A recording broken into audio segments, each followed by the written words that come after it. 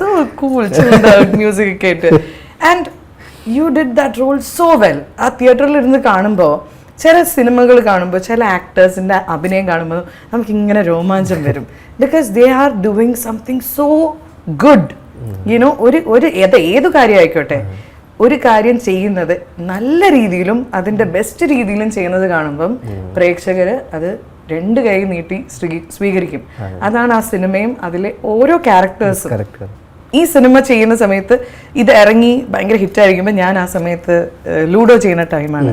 അനുരാഗ് സാറും നമ്മുടെ രാജ്കുമാർ റാവു, ആദിത്യ റോയ് കപൂർ, ഇവരെല്ലാവരും ഒരുമിച്ചിരിക്കുമ്പോൾ നമ്മൾ കുമ്പളങ്ങി നൈറ്റ്സിലെ പാട്ടുകൾ കേൾക്കുമായിരുന്നു. ആ സമയത്ത് we use to listen and അത് കാണേണ്ട പടമാണ് എന്നൊക്കെയുള്ള ടോക്ക്. അപ്പം എനിക്കത് ഭയങ്കര പ്രൗഡാണ്. Because I am the only Malayali there.